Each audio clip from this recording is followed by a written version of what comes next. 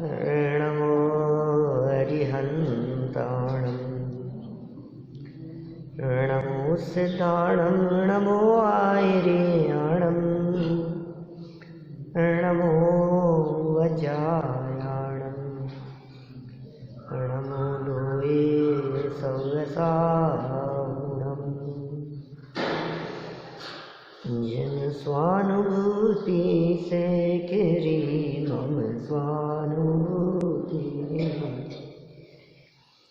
श्री विमल धारा जैन श्रुत आनंद अमृत सेवरी समता प्रवाह बहावती रागादि विकल्प तोड़ी के माँ सरस्वती प्रतिभाव वंदन दृष्टि निज में जोड़ी के दृष्टि निज में जोड़ी के मोक्ष मार्गस्य नेतारं भेतारं कर्म भूभृतां ज्ञातारं विश्वतत्त्वानां वन्दे तद्गुणलब्धये वन्दे तद्गुणलब्धये वन्दे तद्गुणलब्धये। तत्वार सूत्र महाशास्त्र के आधार से मिथ्यात्व कर्म के आश्रव के कारणों की चर्चा कर रहे थे। बहुत सारी जिज्ञासाएं चित्त में खड़ी होती है जब हम इन कारणों को देखते हैं।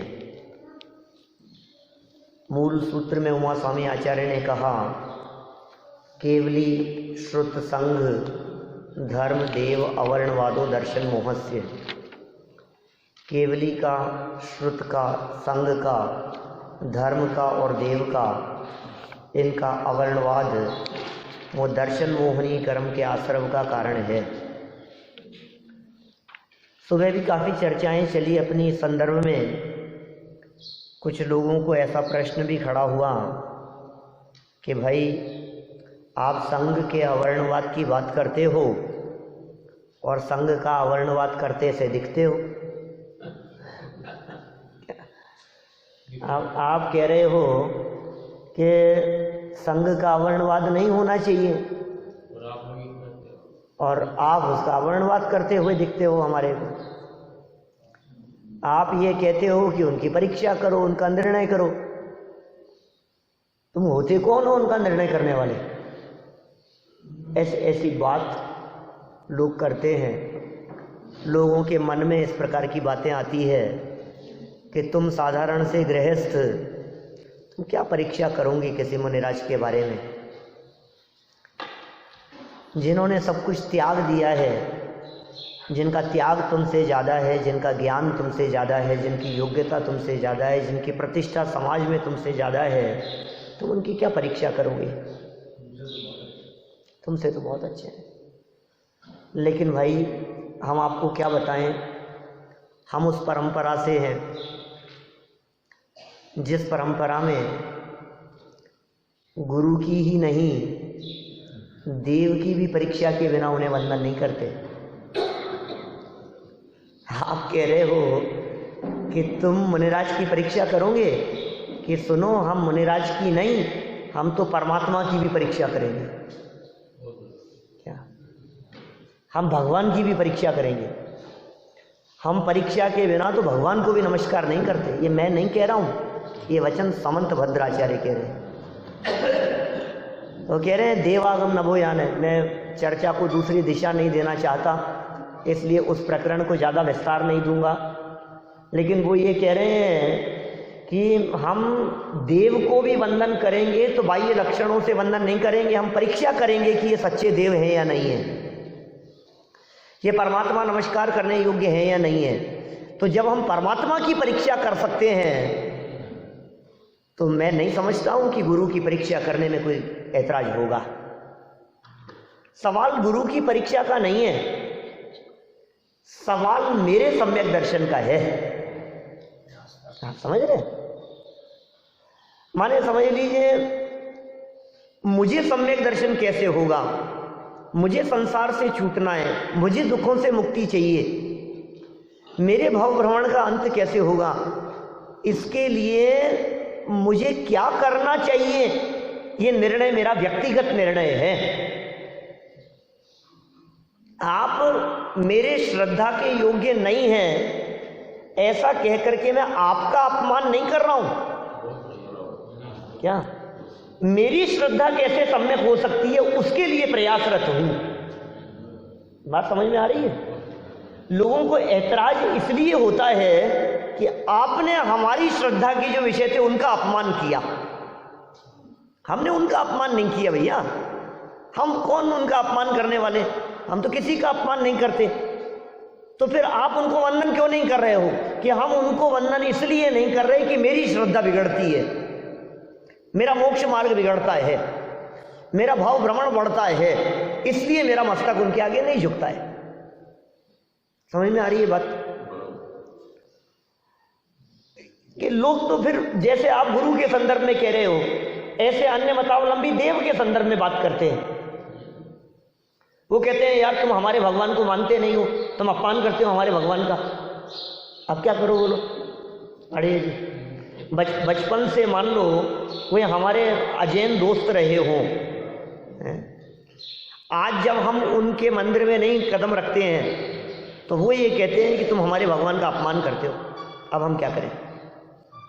भैया तुम्हारे भगवान के अपमान का सवाल नहीं है, मेरी श्रद्धा का सवाल है। तो यार ये ऐसी दोस्ती तो चलेगी नहीं। मैंने हम तुम्हारे यहाँ जाएं और तुम हमारे यहाँ नहीं आओ, ऐसा कैसे चलेगा? तो फिर हम उन्हें प्यार से समझाते हैं, देखो भैया हमारा जो आदर्श है वो वीतरागता है। हम कपड़े पहने हुए आदिनाथ भगवान को भी नमस्कार नहीं करते, कपड़े पहने हुए महावीर भगवान को भी वंदन नहीं करते। अच्छा क्या बात कर रहा है तू, जैन है तो महावीर भगवान को भी वंदन नहीं करता? कि हाँ हमारा आदर्श संयम है, हमारा आदर्श त्याग है। तो बात समझ में आ जाती है। भाई हमारा उद्देश्य किसी का अपमान करने का नहीं है, हमारा उद्देश्य सीधा सीधा सा ये है कि हम दर्शन मोह के बंधन से कैसे बचें। ये मोह जो है ना ये बहुत खतरनाक है। टोडरमल जी साहब ने इस दर्शन मोह के लिए, इस मोह के लिए महिमा शब्द का प्रयोग किया है। मोह की महिमा, और ये कैसी महिमा है कि जब तक इस मोह की महिमा रहती है तब तक हमें अपनी महिमा नहीं आती है। नहीं है पंडित जी साहब का, उनका राजन पंडित जी साहब का भजन आपके, मोह की महिमा देखो क्या तेरे मन में समाई, तुझे अपनी ही महिमा ने आई, तुझे अपनी ही महिमा ने आई। ये कैसी मोह की महिमा है, इसे अपनी महिमा नहीं आ रही, अपने आप की महिमा नहीं आ रही है। अनंत गुणों का अखंड पिंड गायक प्रभु भगवान आत्मा इस देह देवालय में विराजमान है, तुझे अपने आप की महिमा नहीं आ रही है। ये कैसा अवर्णवाद है, जो अपने आप की कदर नहीं करता दुनिया उसकी कदर नहीं करती, जो अपने आप को आत्मा नहीं मानता जगत के जीव उसे आत्मा मानने के लिए तैयार नहीं होते। क्या ऐसी स्थिति में पहुंच जाएंगे? ये मोह, ये मिथ्यात्व हमें ऐसी अवस्था में ले जाकर के पहुंचा देगा जहां जगत के जीव हमारे को जीव मानने के लिए तैयार नहीं होंगे।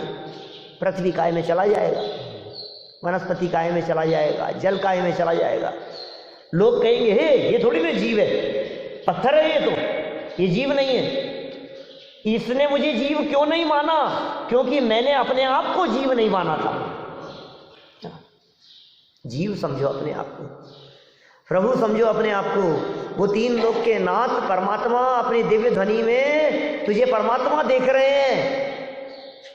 ये मुनिराज तुझे परमात्मा देख रहे हैं। ये मुनिराज कहते हैं हे जीव तू जीव नहीं है, तू साधारण नहीं है, परमात्मा बनने की ताकत है तेरे में, और तू अपने आप को साधारण सा मनुष्य मान करके बैठा है। तू अपने आप को गृहस्थ देख रहा है, तू अपने आप को व्यापारी देख रहा है। ये दर्शन मोह है। ये कि साहब ये बात जच नहीं रही, इसमें कहाँ लिखा है? ऐसी बातें कहाँ लिखी है जो आप कह रहे हो? मैं घर गृहस्थी चलाता हूँ, मैं दुनियादारी चलाता हूँ, मैं व्यापार रोजगार करता हूँ, क्या ये मिथ्यात्व नहीं है? क्यों साहब बोलो भैया, ये मिथ्यात्व है ना? तो ये मिथ्यात्व में तो इन्होंने लिखा केवली का वर्णवाद, श्रुत संग धर्मदेव का वर्णवाद। ये जिसको तुम मिथ्यात्व कह रहे हो वो तो लिखा ही नहीं है यहाँ। बोलो ये मिथ्यात्व है या नहीं है? शरीर मेरा है यह मान्यता मिथ्यात्व है या नहीं है? बोलो। देह के प्रति अपनेपन की मान्यता से दर्शन मोहनी कर्म बंधता है या नहीं बंधता है? शरीर को अपना मानने से पुण्य पाप की समानता न स्वीकार करने से यह दर्शन मोहनी कर्म बंधता है कि नहीं बंधता है? राग भाव में धर्म मानने से दर्शन मोहनी बंधेगा कि नहीं बंधेगा? मिथ्यात्व है ना? राग भाव में धर्म मानना जिन मत में मिथ्यात्व कहा। तो ये बातें तो इसमें नहीं है कि किसका वर्णवाद है, केवली का है, श्रुत का है, संघ का है, धर्म का। सात तत्व संबंधी भूल कही है, वो सात तत्व संबंधी भूल यदि मिथ्यात्व है और यहाँ मिथ्यात्व की व्याख्या करते हुए अवर्णवाद कह रहे हैं, तो ये सारे के सारे अवर्णवाद सात तत्व संबंधी भूल में गर्भित होने चाहिए। क्या पंडित जी साहब? नहीं तो ये उमा स्वामी आचार्य की बात अधूरी रह जाएगी। इसमें लिखना चाहिए था केवली श्रुत संग धर्म देव और सप्त तत्व अवर्णवादो। तो सप्त तत्व संबंधी भूल को यहां नहीं लिया इन्होंने। क्यों नहीं लिया? कि सप्त तत्व संबंधी भूल को इसलिए नहीं लिया कि ये जो चार बिंदु यहां दिए हैं, केवली श्रुत संग और धर्म, इन चार में सात तत्व संबंधी भूल गर्भित हो जाती है। गर्भित है। बोलो केवलियों के अवर्णवाद में, माने केवली अवर्णवाद का शब्द का अर्थ मैंने सुबह किया था स्वरूप नहीं पहचानना। केवलियों के स्वरूप की खबर नहीं होने में क्या मोक्ष तत्व का विपरीत श्रद्धा नहीं छिपा बैठा है? केवलियों के अवर्णवाद में मोक्ष तत्व की विपरीत श्रद्धा छिपी है ना? केवली भगवान तो मोक्ष तत्व है ना? कौन से तत्व में शामिल करेंगे हम केवली भगवान को? बताओ। मोक्ष तत्व में शामिल करेंगे। और जो संग है, मुनि संग, ऋषि मुनि यति अनगार, इनको संवर निर्जरा तत्व में शामिल किया जाता है। क्योंकि संवर और निर्जरा तत्व संबंधी जितनी भी भूल होगी वो सारी की सारी भूल मुनिराजों के स्वरूप के संदर्भ में भूल में शामिल है। अच्छा, संवर निर्जरा तत्व संबंधी भूल में क्या बातें लिखी इन्हीं उमा स्वामी महाराज ने? बोलो। संवर निर्जरा का स्वरूप बतलाया आगे 9वें अध्याय में। तो का गुप्ती समिति धर्म अनुप्रेक्षा परिचय जय चारित्र तपसा निर्जरा च। वहां चय की व्याख्या करते हुए कहा कि निर्जरा संवर का भी कारण है। नहीं, तप संवर का भी कारण है और तप निर्जरा का भी कारण है। फिर टोडरमल जी साहब ने जब संवर निर्जरा तत्व की भूल बतलाई तो गुप्ती के संदर्भ में क्या भूल करता है, समिति के संदर्भ में क्या भूल करता है, धर्म अनुप्रेक्षा परिचय जय चारित्र के संदर्भ में क्या क्या भूल करता है। आप कनेक्शन समझ में आ रहा है आपको? माने संवर और निर्जरा की व्याख्या करते हुए गुप्ती समिति आदि की चर्चा की और संवर निर्जरा की भूल बतलाते समय गुप्ती समिति आदि की भूल बतलाई। और गुप्ती समिति आदि होते हैं मुनिराजों के। इसका मतलब संघ के अवर्णवाद में संवर और निर्जरा तत्व संबंधी भूल छिपी बैठी है। थोड़ा कठिन तो नहीं हो गई बात? थोड़ा घुमा फिरा करके है। जब हमने संघ के अवर्णवाद की चर्चा की, इसका मतलब ये है कि सात तत्व संबंधी भूलें इसमें कहीं ना कहीं छिपी हुई होंगी। अब बात करो आप आश्रम बंध तत्व के संदर्भ में, थोड़ा और नीचे उतरो। आश्रम बंध तत्व संबंधी भूल वो इसमें कहीं गर्भित दिखाई दे रही है क्या? है ना? कहां गर्भित दिखाई दे रही है? कि श्रुत का वर्णवाद है आश्रव बंध तत्व संबंधी भूल में। आश्रव और बंध ये संसार के कारण हैं, ये बंधन के कारण हैं, ये दुख रूप हैं। ये बात कह रही है जिनवाणी। और तू मानता है इन बातों को सुखरूप। ये श्रुत का वर्णवाद है, ये शास्त्र का वर्णवाद है। आश्रव को संवर जाना, बंध में ही मुक्ति माना। क्या क्या समझ रखा है बतलाओ? बंधन में मुक्ति समझ रखी है, आश्रव करते करते संवर हो जाएगा ऐसा समझ रखा है, शुभ आश्रव पुण्याश्रव को धर्म समझ बैठे हैं। तो ये सारा का सारा श्रुत का वर्णवाद है। इसी तरह से जीव और अजीव तत्व संबंधी भूल ये धर्म के अवर्णवाद में शामिल है, क्योंकि वत्थु सहाओ धम्मो और वस्तुएं हैं दो, जीव अजीव। समझ में आ रही है बात? जब हमने ये कहा कि धर्म का अवर्णवाद, धर्म को स्वीकार नहीं करना, धर्म के स्वरूप को ना समझना, जब ये बात की गहराई में हम जाते हैं तो धर्म क्या है? बोले वस्तु स्वभाव धम्मो, वस्तु का स्वभाव धर्म है। अब वस्तु क्या है? जीव अजीव, बाकी तो सब पर्याय रूप है।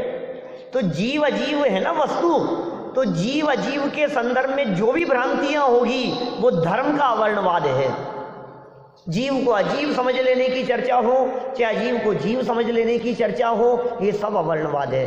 भाई साहब, मैं कौन हूं इस बात की स्वीकृति नहीं होना, ये दर्शन मोहनी कर्म के आश्रम का कारण है। चेतन होते हुए भी अपने आप को देह रूप स्वीकार करना, ये दर्शन मोहनी कर्म के आश्रम का कारण है, मिथ्यात्व है। ये ठंड लग रही है ना हमारे को, क्या ये हमें लगती नहीं है सच में ठंड, ये हमारी मान्यता है कि हमें ठंड लग रही है।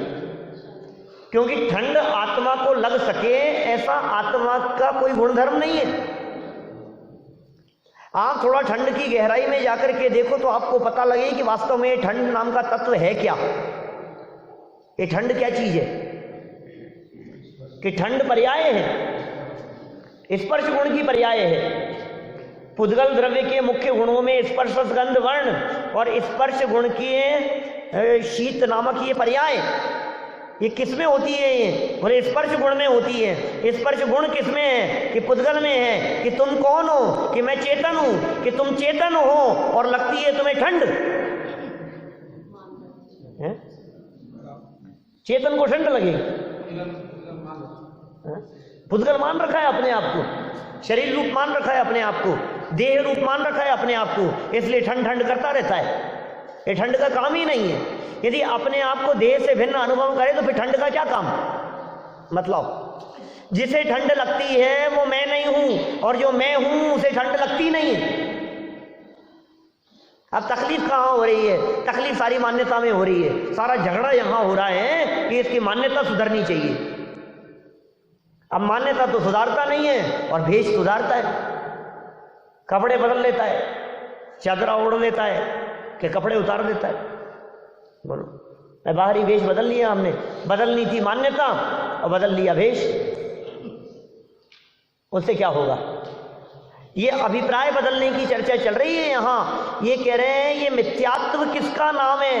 अब ये 7 तत्व संबंधी भूल की जितनी भी चर्चाएं हैं, ये पूरी की पूरी चर्चा घूमकर इस प्रकरण के अंदर आकर के गर्भित हो जाती है। केवली श्रुत संग धर्म देव अवर्णवादो दर्शन मोहस्य। मोक्ष तत्व के संदर्भ में जो भूल है, ये सारा का सारा केवलियों का अवर्णवाद है।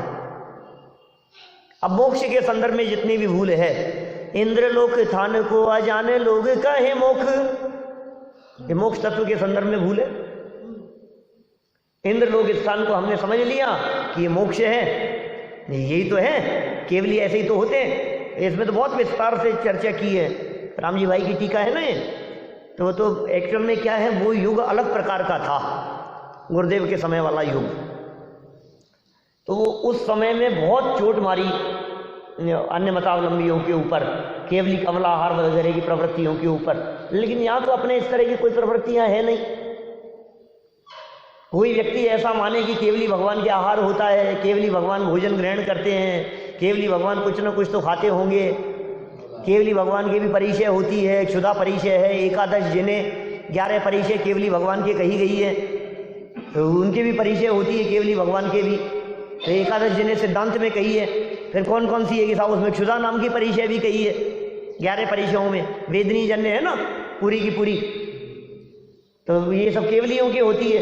तो बोले तुम केवलियों का स्वरूप नहीं समझते हो, तुम केवलियों का अपमान करते हो, और तुम्हारे द्वारा किए गए केवलियों के अपमान की सजा जानते हो क्या है? 70 कोड़ा कोड़ी सागर का दर्शन मोहनी कर्म का आश्रम, ये उसकी सजा है। साहब गलती क्या की मैंने? यही तो गलती की है तूने कि मैंने किसी को नहीं मारा, मैंने झूठ नहीं बोला, मैंने चोरी नहीं करी, मैंने कोई कुशील व्यभिचार नहीं किया, मैंने क्या पाप कर दिया है? किस बात की सजा मिल रही है मेरे को? कि सुन, जिन्हें तू पाप समझ रहा है ये पाप कुछ नहीं है। इस पाप के सामने हम पाप की चर्चा नहीं कर रहे हैं, हम महापाप की चर्चा कर रहे हैं। हम पाप की चर्चा नहीं कर रहे। मैं कल दोपहर वाले प्रवचन की शैली में बात करूं तो हम पाप की चर्चा नहीं कर रहे हैं, हम परम पाप की चर्चा कर रहे हैं। समझ आएगा? परम पाप देखिए कल, जो पाप पाप जैसा ना दिखे वो परम पाप, जो लगे नहीं कि ये भी पाप हो सकता है, ये मिथ्यात्व हमारे को पाप जैसा नहीं दिखता है।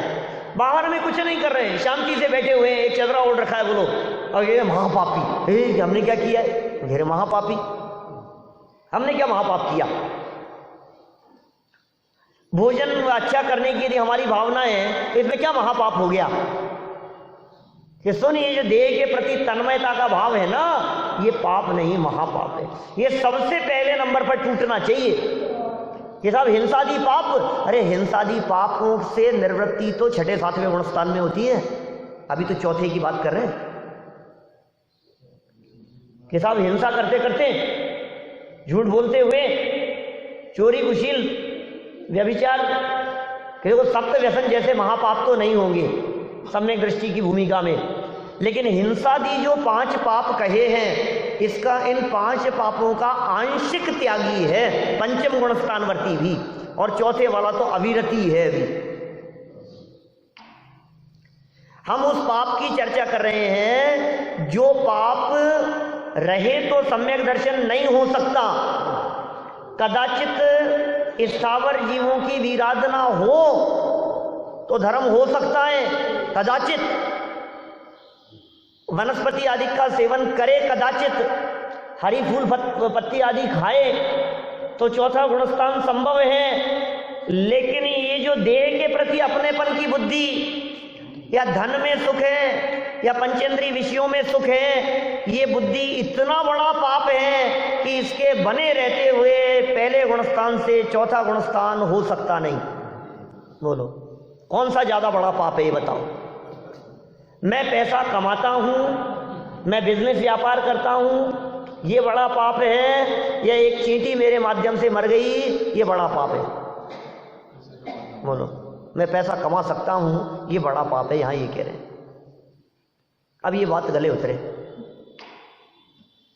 मैं शरीर को चलाता हूं, मैं परद्रव्य का कर्ता धरता हूं, मैं दुकान चलाता हूं, मैं बिजनेस चलाता हूं, मैं घर गृहस्थी चलाता हूं, इस पाप को बड़ा पाप कह रहे हैं क्या? वो जो सप्त व्यसन वाली जो बात कह दी ना अभी साहब आपने बीच में, वो सप्त व्यसन वाला प्रकरण वो ग्रहित मिथ्यात्व के संदर्भ में है, अग्रहित के संदर्भ में उसे इतना बड़ा पाप नहीं कहा। हाँ 196 पेज की चर्चा है, मोक्ष मार्ग प्रकाशित ग्रंथ 6ठे अध्याय के अंतिम पैराग्राफ, अंतिम लाइनें हैं, अंतिम पेज पर चर्चा की है, ऊपर लाइनों में पूरा ग्रहित मिथ्यात्व के संदर्भ में, देवी देवताओं के संदर्भ में। इसलिए सप्त व्यसनादिक से भी बड़ा पाप जानकर पहले इस मिथ्यात्व को छुड़ाया है। तो कौन से मिथ्यात्व की बातें हैं? वो उस मिथ्यात्व की बात है जहां तू भगवान से मांग रहा है, उस मिथ्यात्व की बात है। माने वो चल ही नहीं रहा है, नॉन स्टॉप चल रहा है। ये कैसा पाप है यार जो सोते सोते भी चल रहा है? हम कुछ नहीं कर रहे हैं, ये पाप चल रहा है। ये कैसा पाप है? ये पाप जैसा नहीं दिखता है मेरे को, कोई गलती नहीं दिखती इसमें। मैंने क्या गलती करी? सोई तो रहा था मैंने क्या गलती कर दी? कि बात श्रद्धा के लेवल की है, तेरे हृदय में क्या बैठा हुआ है, तो अपने आप को क्या स्वीकार करता है, बात वहां से होगी। इससे कोई फर्क नहीं पड़ता है कि तुम सो रहे हो कि जग रहे हो। मुनिराज भी सोते हैं। भूमा ही पिछली रयनी में कछु शयन एकासन करन, मुनि भूमिका में भी होता है। सोना।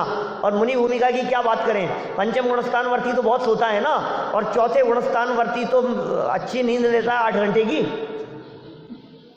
क्या तो 8 घंटे की नींद ले रहा है, उसके बावजूद उसको पाप नहीं लग रहा है। मतलब सम्यक दृष्टि 8 घंटा सोए तो पापी नहीं है, और हम 8 घंटा क्या आधा घंटा सोए तो पापी है।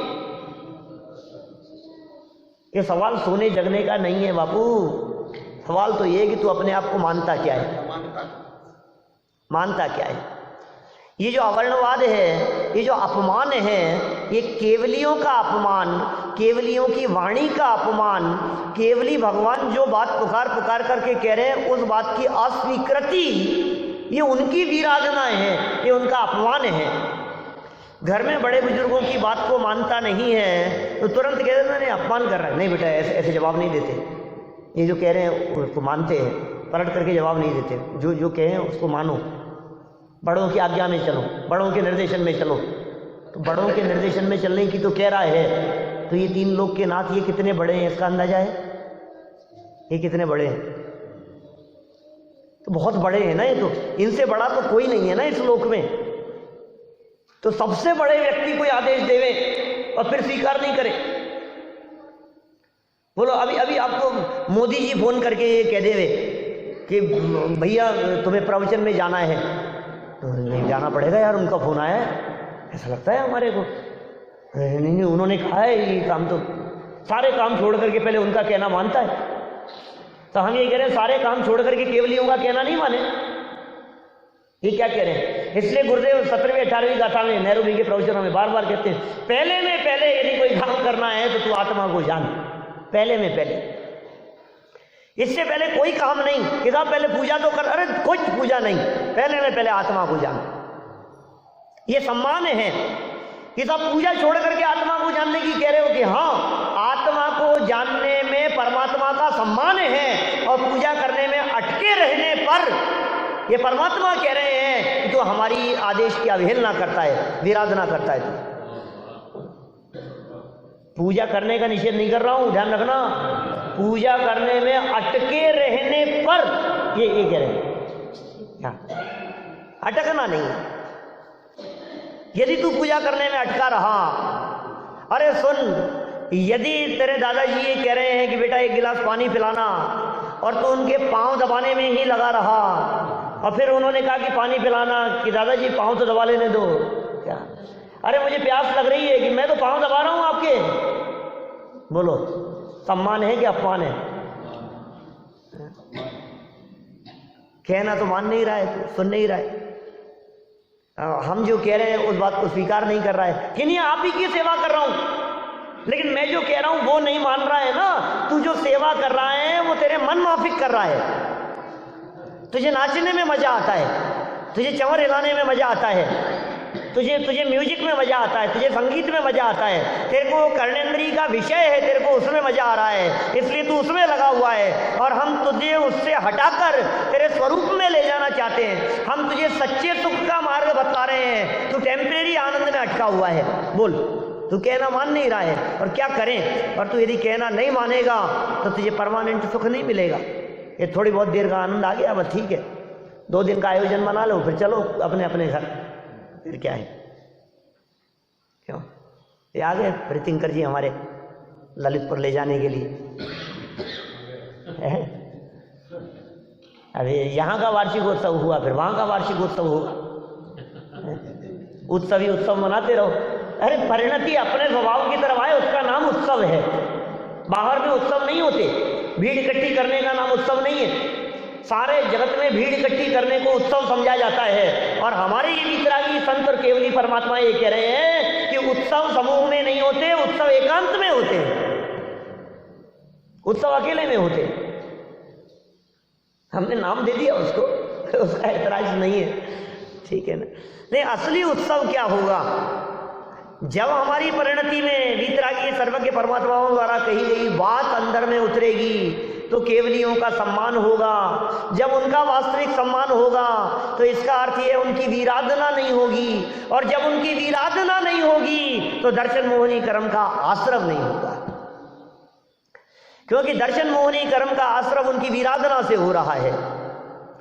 सर्वज्ञ परमात्मा की विराधना हो रही है। वीतरागियों की भक्ति करना नहीं आया तेरे को। वीतरागियों की भक्ति वीतराग भाव से की जाती है कि नहीं, राग से करो थोड़ी सी, है थोड़ा थोड़े राग से उठाओ भजन भक्ति। अरे राग से, वीतरागियों की भक्ति वीतराग भाव से, रागियों की राग से, वीतरागियों की वीतरागता से। वीतरागी को लख वीतरागी बनो, फिर समझ लो कि भव भव का फेरा गया। वीतरागी को लख वीतरागी बनो। कैसे हैं परमात्मा, उनको देखो और फिर अपने को देखो। वो वीतरागी हैं और अंदर में वीतराग स्वरूप बैठा हुआ है। वो सर्वज्ञ है और ये शक्ति से सर्वज्ञ अंदर में विराजमान है। बोलो। वीतरागता प्राप्ति का राग जो है वो किसमें आएगा? वीतरागता प्राप्ति का राग भूमिका अनुसार छद्मस्त जीवों को आए बिना रहता नहीं है। क्या गुरुदेव ऐसा कहते हैं। लेकिन यदि आप हमसे ये कहलवाना चाहो कि ये राग तो करना चाहिए ना, ऐसा हम कह सकते नहीं। गुरुदेव से जब कभी बार बार ऐसा प्रश्न किया जाता था कि बताओ, जब तक शुद्धोपयोग न हो तब तक तो हमारे को शुभोपयोग करना चाहिए ना। जब तक शुद्धोपयोग नहीं हो तब तक की बात कर रहे हैं। जब तक उपयोग हमारा आत्मा में नहीं जाए तब तक तो हमारे को शुभ भाव, शुभ राग, भक्ति पूजन आदि की ये सब करना चाहिए ना। क्यों नहीं करना चाहिए?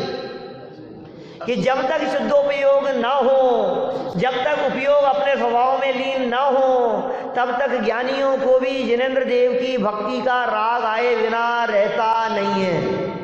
क्या? लेकिन उस राग के काल में भी वे उस राग को उपादेय नहीं मानेंगे। क्या? उस राग के काल में भी निरंतर अंतर में यही चलता है कि ये राग उपादेय नहीं है, ये राग करने योग्य नहीं है। मेरी दशा ऐसी कब होगी कि ये राग भी छूट जाएगा और उपयोग में वो अतीन्द्रिय आनंद रस का रसास्वादन होगा। अरे जिसने अतीन्द्रिय आनंद का स्वाद चखा है, जब बाहर में आकर के शुभ भाव और शुभ राग के आनंद की बात करते हो तो इस शुभ राग का आनंद उस अतीन्द्रिय आनंद की तुलना में पानी भरता है। क्या है ये आनंद? एक्चुअल में हमें जो इसमें थोड़ा बहुत आनंद आता हुआ दिखाई देता है ना, वो आनंद भी इसलिए दिखता है कि बाहरी पंचेंद्रिय विषय भोगों की भट्टी में जलते हुए की तुलना में ये शुभ राग में किंचित हमारे को आनंद की अनुभूति जैसी दिखती है। और उससे बचा ना, वो तपन थोड़ी सी कम हुई है। वृक्ष की छाया में आ गई। विषय कषाय की तपन थोड़ी सी कम हुई है यहाँ जिनेंद्र देव के चरणों की शरण में आने पर। लेकिन भाई तपन कम हुई है, तपन मिटी नहीं है। क्या? वो जो जलन थी ना, वो जो आग लगी हुई थी, वो आग मंद पड़ी है, उसका अभाव नहीं हुआ है। ये कषायें मंद हुई है। अभी क्रोधाधिक कषायों की मंदता हुई है जिनेंद्र देव की शरण में आने पर, जिनवाणी की शरण में आने पर। लेकिन क्रोधादि कषायों की मंदता इंपॉर्टेंट नहीं है। क्रोधादि कषायों की मंदता से मोक्ष मार्ग शुरू नहीं होता, क्रोधादि कषायों के अभाव से मोक्ष मार्ग शुरू होता है। अनंतानुबंधी की मंदता नहीं चाहिए। तोड़रमल जी कहते हैं, इस मंदता में क्या दम है? तू इस मंदता को पुरुषार्थ समझता है? ये मंदता तो अपने आप कालक्रम से होती है, सहज। कषायों की तीव्रता और कषायों की मंदता अपनी योग्यता से अपने आप होती रहती है। ये जो थोड़ी बहुत मंद कषाय के कारण थोड़ी विशुद्धि दिखाई देती है, इससे तू अपने आप को धर्मात्मा समझ रहा है। इसमें तेरा कुछ बहुत बड़ा काम नहीं है, ये योग्यता से हो गया है अपने आप। किसी भी व्यक्ति की कषाय अपने आप मंद होगी ही होगी, तीव्र नहीं रह सकती है ज्यादा लंबे काल तक। कृष्ण लेश्या से नील लेश्या, कापोत लेश्या, पीत लेश्या, पद्म लेश्या, शुक्ल लेश्या, ये सब लेश्या जन्य परिणाम बदलते रहते। कृष्ण नील कापोत पीत पद्म शुक्ल, और फिर शुक्ल से लेकर के कृष्ण तक और कृष्ण से लेकर के शुक्ल तक, इस तरह के परिणाम बदलते रहते हैं। अब आप ये कहोगे साहब ये तो थोड़े से मंद कषाय जन्य उज्ज्वल परिणाम हुए, हमने बहुत बड़ा काम कर लिया। ये सुन, मैं कभी कभी जब परावर्तनों की चर्चा करता हूँ ना साहब, नरकों में भी होता है। क्या? नरकों में भी होता है। नरकों में लेकिन शुक्ल नहीं कही है, शुभ लेश्याएं नहीं कही, कृष्ण नील कापोत कही है। लेकिन कृष्ण लेश्या का मंद परिणाम, निगोज से जीव निकलता है तो वो भी तो हाँ है ना, कसाय की बिल्कुल बिल्कुल है ना, क्यों नहीं है उसमें। ये कषाय जन्य परिणामों में मंदता तीव्रता अपने आप अपनी योग्यता से हो रही है, इसलिए थोड़ी बहुत मंद कषाय जन्य परिणामों में संतुष्टि की तो ये दर्शन मोहनी कर्म बनेगा, ये कह रहे हैं। कहाँ शामिल हुई ये बात? ये श्रुत के अवर्णवाद में शामिल हुई। मजा आ रहा है साहब हमारे को, तो धन में मजा आ रहा है, कमाने में मजा आ रहा है, खाना बहुत अच्छा बना है, मिठाई बहुत अच्छी है, लड्डू खाने में मजा आ रहा है, खीर बहुत अच्छी बनी है, आज तो क्या फल खिलाए हमारे को मुकेश जी ने, मजा आ गया, बहुत दिनों में खाया आज तो, बहुत सालों में बड़ा मजा आया। किस चीज में मजा आ रहा है? ये किस चीज का मजा है बता? ये श्रुत का अवर्णवाद नहीं है। जिनवाणी ये कह रही है कि पर वस्तु में सुख नहीं है और तू कह रहा है कि मुझे मजा आ रहा है, तो तू जिनवाणी की विराधना कर रहा है ना, यही तो श्रुत का अवर्णवाद है। और श्रुत का अवर्णवाद क्या होगा बतलाओ मेरे को? क्या जिनवाणी के पैर लगाना ही श्रुत का अवर्णवाद है? बात नहीं मान रहा है, ये भी तो अवर्णवाद होगा, ये भी तो अपमान है। जिनवाणी के वास्तविक स्वरूप को नहीं समझा, क्या वर्ण स्वरूप से विपरीत जिनवाणी का क्या स्वरूप है? ये वीतरागता की पोषक, और तूने किया इसके माध्यम से राग भाव का पोषण। जिनवाणी तो वीतरागता की पोषक है ना, और हमने जिनवाणी के माध्यम से क्या किया? किस भाव का पोषण किया बतलाओ? अरे साहब बहुत ज्ञान है, बहुत ज्ञान बढ़ गया, शास्त्र पढ़ पढ़ करके हमने क्या किया? क्षयोक्षम बढ़ा लिया, बुद्धि बढ़ा ली, योग्यता बढ़ा ली, हमने ऐसा समझ लिया मैं पंडित हो गया, रेफरेंस याद कर लिए, उदाहरण याद कर लिए, कंठपाठ कर लिए, सुन लिए, सुना दिए, ऐसे ही हुआ ना सब। और फिर लोगों ने कुछ तारीफ कर दी, पंडित जी बहुत अच्छा बोलते हो, बहुत अच्छा सुनाते हो, हैं, तो सब क्या हुआ? हैं, मजा आ गया हमारे को, और क्या, इससे और क्या चाहिए अपने को? काय का पोषण किया तुमने इस बात से? इतना अच्छा बोलते हैं, ऐसा सुनाते हैं, क्या क्या किस बात का पोषण कर रहा है बतला? अंदर में जो तेरा इस भाषा वर्गणा के प्रति, इस भाषा के प्रति, और ये जो सहज अपनी योग्यता से निकले हुए शब्द हैं, इन शब्दों के प्रति जो तेरा राग भाव था, तूने जिनवाणी के वचन बोल करके भी अपने उस राग भाव का पोषण किया। ये जिनवाणी वीतराग के पोषण के लिए थी, तूने वीतराग भाव का पोषण न करके राग भाव का पोषण किया। ये जिनवाणी की विराधना के पाप से बच नहीं पाएगा।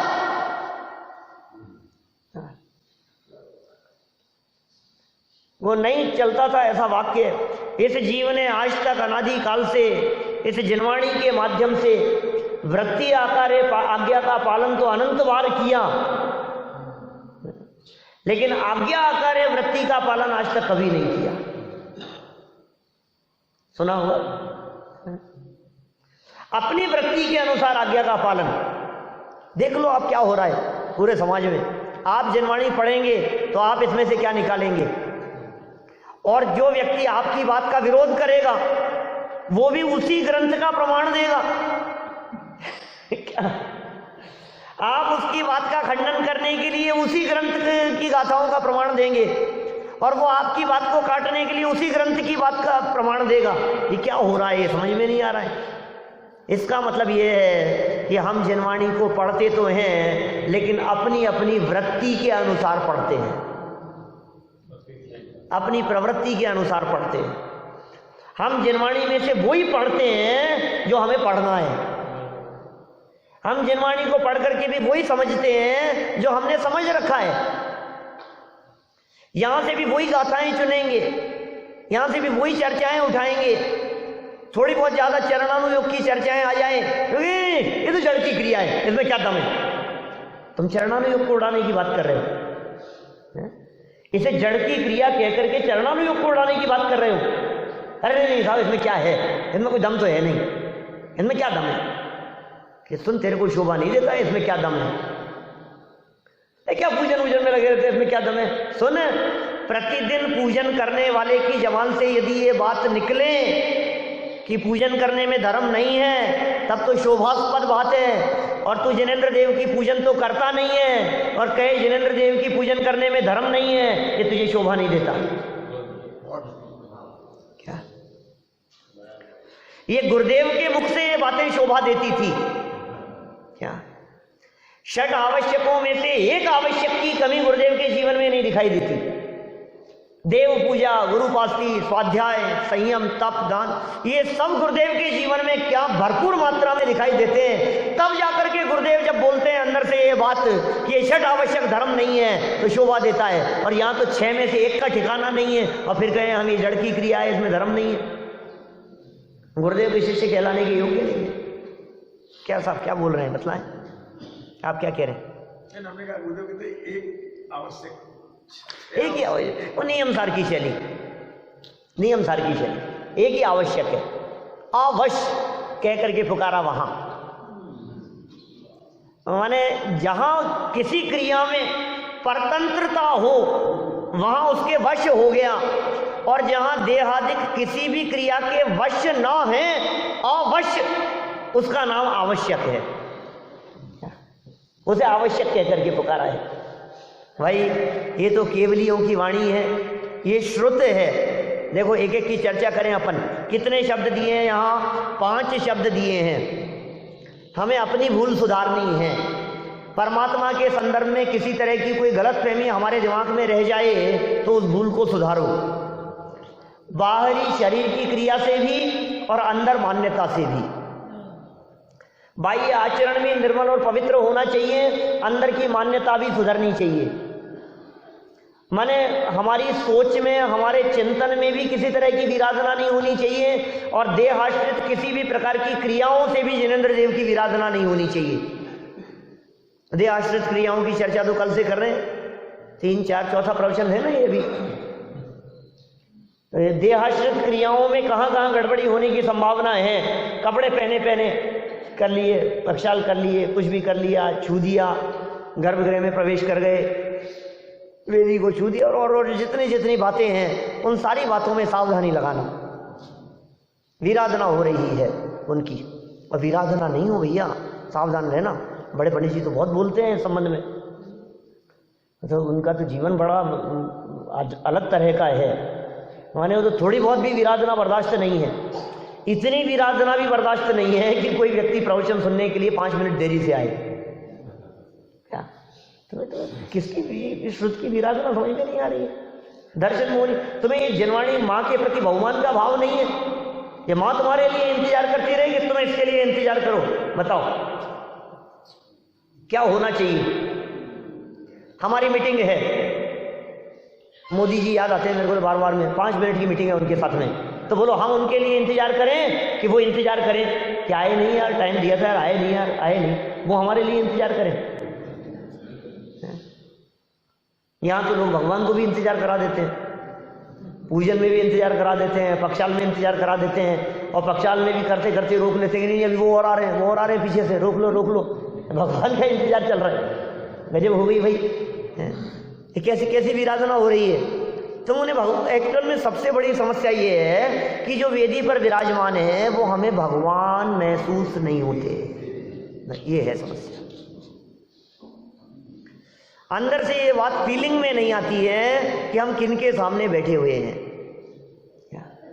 बस प्रतिमा दिखती है तो फिर प्रतिमा जैसा समझते हैं, बस ऐसा समझते हैं, कुछ नहीं है तो है नहीं। अरे स्थापना है उनमें, साक्षात बैठे हुए हैं वो। स्थापना का मतलब समझ गए आप? वो वहां से सिद्धालय से उतार करके उनको यहां इसमें विराजमान कर दिया है, इसका नाम है स्थापना। ये तो पंच कल्याण पूर्वक की गई स्थापना है, और तुम रोजाना पूजन करते समय अत्र अवतर अवतर कह करके स्थापना कर लेते हो। अत्र तिष्ठ तिष्ठ और अत्र मम सन्निहितो, ये क्या किया तुमने? हमने यहां स्थापना कर ली। और ये पता है इस स्थापना का क्या महत्व है? जैसा वो अपने यहाँ तो नहीं करते स्थापना, ऐसा फिर मंत्र बोलते काहे को हो आप ये नहीं करते? तो ये इसलिए की है स्थापना, आपके फीलिंग में ये बात आए कि हमने यदि महावीर भगवान की पूजन करते समय महावीर भगवान को अत्र अवतर अवतर कह करके बुलाया है, तो अब महावीर भगवान मेरे सामने हैं, यहाँ बैठे हैं। अत्र तिष्ठ तिष्ठ अत्र मम सन्निहितो। अब जब महावीर भगवान यहाँ बैठे हैं तो बीच में पूजन छोड़ करके मत भागना, क्योंकि तेरे बगल में महावीर भगवान बैठे हैं। समझ क्या था? अब आप पूजन बीच में नहीं छूट सकती है, इसलिए नहीं छूट सकती है क्योंकि बैठे हैं वो, तूने बुलाया है उनको। ऐसा हो सकता है? तो उनको यहां बुला ले और खुद उठ करके चला जाए, ऐसा कैसे होगा?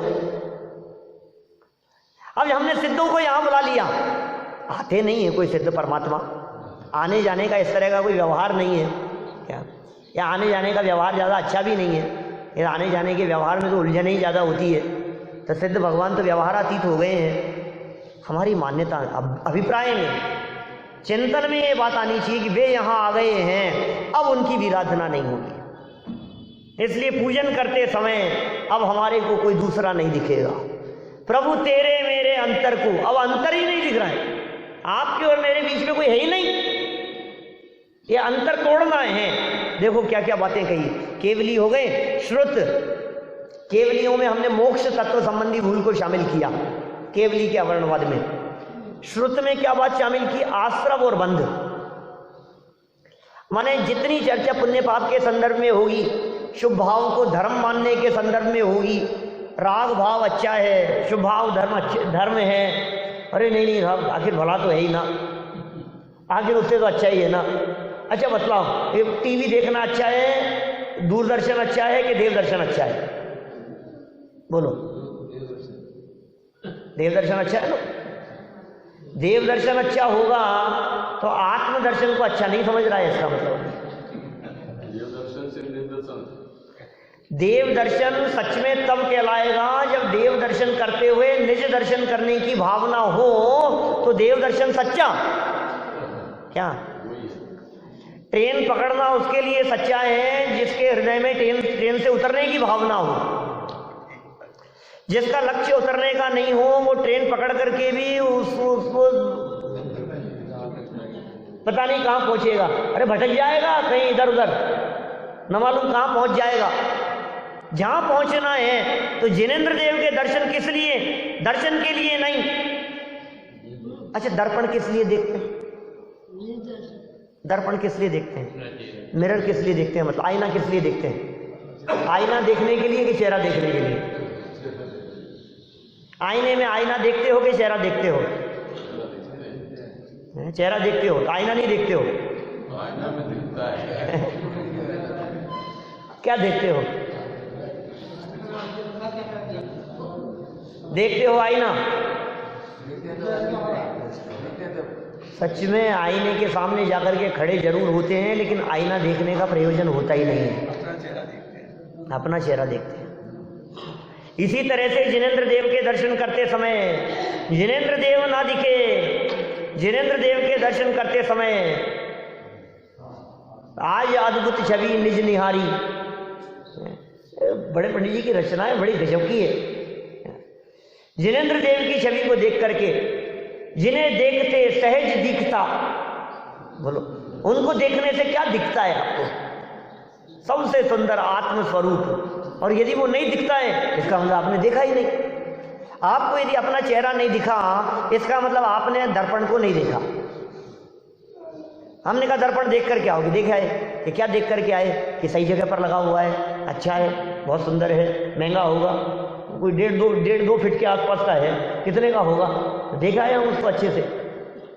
अरे तूने चेहरा देखा कि नहीं उसमें? तो जिनेंद्र देव को देख करके तूने अपने आप को देखा कि नहीं? यदि नहीं देखा तो तूने और कुछ देखा है। तूने पाषाण को देखा होगा, तूने धातुओं को देखा होगा, तूने और एंगल से देखा होगा, तुझे देखना नहीं आया। 3 छत्र देखे तूने भगवान के ऊपर कि हाँ देखे थे, तू छत्र देखने में रह गया, भगवान को नहीं देख पाया। जब हमने कह दी दृष्टवा भवंत मनिमेष विलोकनीयम, तो भगवान से दृष्टि हट करके तेरी दृष्टि छत्र के ऊपर गई कैसे? ये बता। भगवान से दृष्टि हट के तेरी दृष्टि वेदी पे गई कैसे? भगवान को देख रहा है ना तू। यदि तेरे चित्त में किसी दूसरे की महिमा ज्यादा आ रही है, भगवान को छोड़, अरे दूसरे की, ये वेदी की महिमा तो छोड़ो, अभी तो व्यक्ति की महिमा ज्यादा आने लग जाती है। एकदम पंडित जी आ जाए तो भगवान छोड़ करके पंडित जी की महिमा आने लग जाती है। और कोई मंत्री आ जाए तो बस फिर भगवान के सामने इधर उधर फिर तो वही दिखता रहता है उनके सामने, और फोटो ही खिंचाता रहता है भगवान के सामने। सेल्फी लेते हैं भगवान के सामने भी, भगवान के साथ भी सेल्फी। किसकी फोटो लेना है, भगवान की कि अपनी? किसकी फोटो लेना है? अपनी लेना है? भगवान की लेना है तो अकेले भगवान की लेना कि नहीं, अपनी लेना है। क्या अपनी तो बहुत है तेरे पास में कि नहीं, भगवान के साथ में लेना है। अरे भगवान के साथ में फोटो लेने से काम नहीं चलेगा। भगवान ने जो तेरी फोटो खींच करके बतलाया है, एक बार तू उसे देखेगा तो भगवान के पास में जाकर के विराजमान हो जाएगा। जो फोटो खींच करके बतलाई है यहाँ इस जिनवाणी में, जो अपनी आत्मा की जो फोटो खींच करके बतलाई है, त्रिकाली ध्रुव गायक भगवान आत्मा का जो स्वरूप यहाँ बतलाया है जिनवाणी में, उस स्वरूप को यदि एक बार देखेगा, समझेगा, स्वीकार करेगा, इस श्रुत के माध्यम से स्वीकार करेगा, तो श्रुत का अवर्णवाद नहीं होगा, तो ये पाप नहीं होगा। तो श्रुत के अवर्णवाद में आश्रव बंध तत्व संबंधी अवर्णवाद छिपा है, भूल छिपी हुई है। संघ के अवर्णवाद में क्या छिपा है? संवर और निर्जरा तत्व संबंधी भूल छिपी हुई है। और धर्म के अवर्णवाद में हमने आपसे कहा जीव और अजीव तत्व संबंधी भूल यहाँ छिपी हुई है। और देव के अवर्णवाद की चर्चा, ये लोक व्यवहार और लोक मूढ़ता संबंधी बातें जितनी भी है, ये सब देव की विपरीत मान्यता के अंतर में छिपी हुई है ये बातें। या मैं ऐसा भी कह सकता हूँ कि यदि इसको टुकड़ों में बांटे, इस दर्शन मोह को, इस मिथ्यात्व को, तो मिथ्यात्व दो तरह का, एक ग्रहित मिथ्यात्व, एक अग्रहित मिथ्यात्व। ये जो 5 पॉइंट दिए हैं, इन 5 पॉइंट के संदर्भ में व्यावहारिक भूमिका में होने वाली भूल वो ग्रहित मिथ्यात्व, और श्रद्धा के स्तर पर होने वाली भूल वो अग्रहित मिथ्यात्व। एक बंटवारा किया। अब दूसरे प्रकार से इसमें केवली श्रुत, संग और धर्म, इनका अवर्णवाद अग्रहित मिथ्यात्व, और चतुर्निकाय के देवों का अवर्णवाद ये ग्रहित मिथ्यात्व। क्या दर्शन मोह तो दोनों से है, दर्शन मोह जन्य आश्रम। तो ये जो देव का अवर्णवाद कहा है, मैं कल सुबह के प्रवचन में स्पष्ट कर चुका हूं ये बात। देव के अवर्णवाद में अरहंत सिद्ध परमात्मा का अवर्णवाद नहीं है। देव के अवर्णवाद में सौदर में इंद्र का, देव के अवर्णवाद में अन्य देवी देवताओं का, 4 प्रकार के जो भवनवासी, व्यंतर, ज्योतिष, वैमानिक, इनका अवर्णवाद छिपा हुआ है। देव मांस भक्षी होते हैं, इस तरह के तर्क दिए, उदाहरण सर्वार सिद्धि वगैरह में। देवों को मांसाहारी कहना, देवों के लिए तर्पण करना, देवों के लिए ये पितृदान वगैरह जो होते हैं ना, इस तरह के भोजन निकाल देना, थाली निकाल देना व्यंतर आदि के लिए, ये सब देव का अवर्णवाद है। जो भोजन नहीं करते हैं तुम उनको भोजन दे रहे हो, तुम समझते क्या हो? जिनके कंठ से अमृत झरता है तुम उनके लिए थाली निकाल रहे हो अलग से, यह अपमान नहीं है उनका? जो जिसका काम नहीं है। अभी मेरे से उठने के बाद में पूछा था सुबह किसी ने, एक क्षेत्रपाल पद्मावती वगैरह, फिर ये आप पूछ रहे थे शायद क्या, तो फिर वो किस में शामिल होगा, उनको मानना कि नहीं मानना? फिर उनका वर्णवाद भी नहीं करना चाहिए, क्योंकि वो भी देव है ना, भवनवासी देव है ना। क्षेत्रपाल का तो पता नहीं, पद्मावती तो है ना देव, पद्मावती भवनवासी देव है, ठीक है। धर्मेंद्र और पद्मावती ये भवनवासी देव हैं। तो यहाँ कहा देव का अवर्णवाद नहीं हो, तो भवनवासी देवों का भी अवर्णवाद नहीं हो, तो धर्मेंद्र पद्मावती का अवर्णवाद नहीं होना चाहिए। बराबर ना बात? कि हाँ बिल्कुल सही बात है, उनका अवर्णवाद नहीं होना चाहिए। तो उनका अवर्णवाद क्या है कि पद्मावती भला करती है, ये मानना उनका अवर्णवाद है। समझ में आ रही है बात? या उनको पूजना, या उनको कपड़े रखते पहनाना, या ये जो करते हैं ना क्रियाकांड, ये सब उनका अपमान है। क्योंकि जो बातें उनके जीवन में नहीं है, जो काम वो करने के लिए समर्थ नहीं है, जिसके कर्ता धर्ता वो नहीं है, उसका कर्ता धर्ता उन्हें बनाना और मानना, ये उनका अपमान करना है। मैं तो कहता हूं क्षेत्रपाल पद्मावतियों को, धर्मेंद्र पद्मावती आदि को पूजने वाले लोग ये इनका अपमान करते हैं। इसलिए दर्शन मोहनी कर्म का आश्रय हो रहा है। यदि भवन, क्योंकि देवों में ऐसा होता नहीं है। अरे ऐसी ऐसी मान्यताएं चलने लग गई है, मैं क्या बतलाऊं। मैं अभी फिर लोगों को ऐसा लगता है कि आप साहब क्या कहते हो, समाज में फिर ऐसी बातें होती है। वो रात जगा रहे हैं, गोद भराई कर रहे हैं, गोद भराई के आयोजन हो रहे हैं जगह जगह आज समाज में। पद्मावती की गोद भराई हो रही है। तुम्हें पता है गोद भराई किसकी होती है? जन्म होने वाला, बच्चा होने वाला हो, गर्भवती हो तो होती है ना, ऐसा ही है ना, डिलीवरी के लिए होती है। पर वहाँ बच्चे होते ही नहीं है देवगति में। देवगति के बच्चे नहीं, यहाँ वर्णवाद हो गया, यह वर्णवाद है उनका। देवगति में बच्चे नहीं होते। देवगति के जीवों के गोद भराई का आयोजन कर रहे हो आप। आपको पता ही नहीं है भवनवासी देव कैसे होते हैं, आपको पता ही नहीं है व्यंतरवासी देव कैसे होते हैं, आपको पता ही नहीं उन देवों का स्वरूप किस प्रकार का है। माने 4 प्रकार के देवों के स्वरूप को न समझ करके हमने जो इस प्रकार की बातें कर दी, इंद्र देवता मेहरबान हो गए। यह वर्णवाद है उनका। इंद्रों की कृपा, कुबेर धन बरसाएंगे, यमराज आ जाएंगे लेने के लिए। यमराज ने ऐसा कर दिया, यमराज दरवाजे पर आकर के खड़ा हो गया। जिस दिन यमराज आएगा तब क्या करेगा? तू क्या कह रहा है बातों ही बातों में, किसकी सिद्धि कर रहा है? कहाँ जाके जवाब देंगे साहब, ये बताओ हमारे को। तो आखिर जवाब तो देना पड़ेगा ना, वहां जाकर के चित्रगुप्त सारा हिसाब किताब करेगा, वहां जवाब तो देना पड़ेगा ना।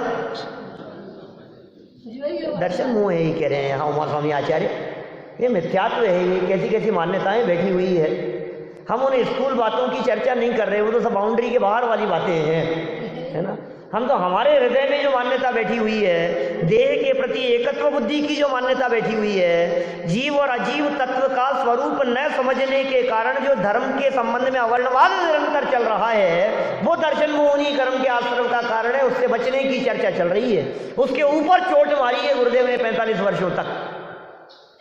देह को अपना मानता है, शरीर को अपना मानता है, यही तो धर्म का वर्ण।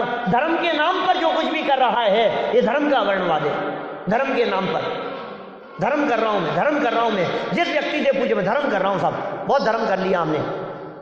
नहीं साहब, ये धर्म नहीं है, ये सच सच बतलाओ। धर्म मान करके बैठे हो कि नहीं यहाँ प्रवचन सुनने के लिए? बोलो, ये धर्म का वर्णवाद नहीं है। नहीं मान करके बैठे हो धर्म, ये तब पता लगती है यहाँ से कोई बाहर निकलने के बाद में कोई व्यक्ति ये कहते देखो ये ढोंगी है, ये धर्मात्मा बने फिरते हैं। धर्म को समझने के लिए बैठे हैं, धर्म को समझने के लिए बैठे हैं। अंदर में मान्यता बैठी हुई है, बाबूजी 4 शास्त्र क्या पढ़ लिए, मैं बहुत धर्मात्मा हो गया। ये तब पता लगता है जब सामने से कोई व्यक्ति कुछ हमारे को कह दे ना कि ये बड़े धर्मात्मा बनते हैं। आप 1 की 4 सुना दो उसको, हमें कह रहा है तू मैं धर्मात्मा नहीं हूं। तेरे को पता है पिछले 40 साल के अंदर मैंने रात को पानी नहीं पिया। चालू हो जाएगी बातें सारी। तो पता है मैंने आज तक क्या काम किया है, कितने शास्त्र पढ़े, 2 लाइनें तूने पढ़ी नहीं है, तू मेरे बारे में कह रहा है। 17 बार शिखर जी की वंदना कर चुका हूं, 4 बार बुंदेलखंड की यात्रा कर चुका हूं पूरी, 6 बार गिरनार जी की यात्रा करके आया हूं। सबका हिसाब रखता है। 4 घंटा मेरा रोजाना मंदिर में बीतता है। दिन में 3 टाइम स्वाध्याय करता हूं, 11 माला रोजाना फेरता हूं। सारा लंबा चौड़ा हिसाब सुना देगा, इतने सालों से ऐसे ऐसे किया। किसका हिसाब है भाई साहब? ये अपने धर्मात्मापन का हिसाब है। क्या सबका हिसाब है। कितना कितना कर रहे हो भाई साहब, कितना किया आपने बतलाना, कितना किया दिन भर में? कितना? 4 घंटा? यही 6 घंटा, 6 घंटा करता हूं सब दिन भर में, बस 6 घंटा। तो और के जान लोगे क्या हमारी? 6 घंटे से ज्यादा कितना करेंगे? और इसी में तो लगे रहते हैं। अब थोड़ा बहुत तो और काम भी है, थोड़े बहुत तो इधर उधर के काम भी तो होंगे। किसका हिसाब है ये? अरे पुण्य का तो हर कोई रखता हिसाब है, लेकिन पाप तो बेहिसाब है। पाप का भी कोई हिसाब है? सारा हिसाब गिना दिया तूने फटाफट। 4-6 घंटे, 24 घंटे में से 6 घंटे जो धर्म नहीं है, जो शुभ भाव है, जो शुभ क्रियाएं हैं, जो जड़ की क्रियाएं हैं, और जिनमें इधर उधर विषय विषय के भाव आ जाते हैं, जिनमें उपयोग दौड़ दौड़ करके बाहर में चला जाता है, और तूने कोई बात नहीं उस 6 घंटे को धर्म के खाते में रख दिया। बाकी 18 घंटे क्या कर रहा है? 6 घंटे शुभ क्रियाओं में व्यतीत होने से अपने आप को धर्मात्मा कहलाना चाह रहा है, तो इससे 3 गुना ज्यादा काल यदि तेरा पाप में बीत रहा है तो पापात्मा नहीं है क्या? पापी नहीं है क्या? गलत कह दिया सामने वाले ने, यदि ऐसा कुछ कह दिया तो, लेकिन हृदय पर चोट लगती है, ऐसा लगता है यार नहीं मैं तो धर्मात्मा हूँ, मैं तो धर्म कर रहा हूँ, हमने तो खूब किया है, कर करके मर गए, हम इतना किया हमने। ये क्या किया तुमने? होने योग्य होता है भाई, होने योग्य होता है, इसको स्वीकार करो। जो होता है सो होने दो, होनी को स्वीकार करो, कर्तापन का भाव न लाओ, निज हित का पुरुषार्थ करो। निज हित का यदि पुरुषार्थ होता है तो ये कर्तापन की बुद्धि टूट जाती है, ये दर्शन मोह जो मिथ्यात्व है ये धराशायी हो जाता है, और जब तक कर्तापन की मान्यता बनी रहती है तब तक ये दर्शन मोह नॉन स्टॉप चलता रहता है। तो इस तरह की मान्यता हमारी टूटे और हम सभी इस दर्शन मोह से सदा के लिए मुक्त हों, इस भावना से यही